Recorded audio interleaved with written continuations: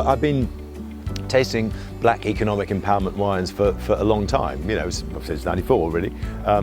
And I've tasted some pretty awful ones, you know, frankly. And also I think there's been at times a degree of slightly unwelcome corruption. I think that money was sometimes diverted into projects which shouldn't have gone, and I think it's suffered a bit.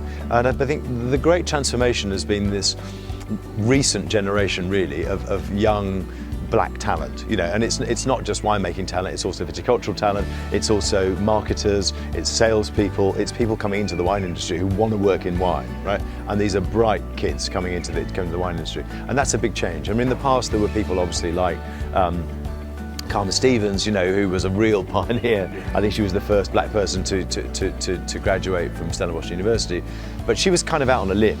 And someone like Denise Stubbs at Tokotani has been doing a great job for a long time. And, you know, I think they deserve praise too. I think Dimas Fontaine for all they've done for transformation. And lots of farms, Bosman, you know, amazing, I think, what they've done. I finally felt that it had developed a bit of critical mass. And you know, again, I think there are something like 60 black winemakers in South Africa out of, what, 920, 940. So it's not a lot, but it's a lot better than it was 10 years ago. And if we're sitting here in 10 years' time, let's hope we are, it'll be a lot better then. Yeah. And some of the people we talked about, you know, the Chiara Scotts and the Benelli Vakelis of this world, I think will be, in 10 years' time, will be in much more important positions and will be recognised as amazing winemakers in their own right, not because they're black, but just because they're amazing, right? I mean, they're amazing too at the moment.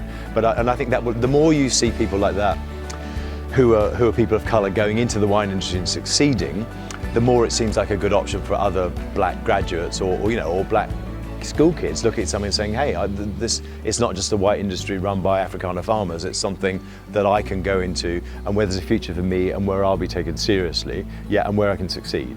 And so I thought transformation, we're really not there yet, but I was happy this year. I suddenly thought, God, there are a lot of these people, you know, in good jobs, you know, Noni Lango I mentioned at Delheim, you know, she's now taken over as chief winemaker. You know, there are probably, you know, 15, and a lot of them are ex-protégés from the Cape Winemakers Guild project. I think there are 18 guys now, and women, going to the guys in the South African sense, who are either assistant winemakers, chief winemakers, or have their own winemaking projects, and that's great.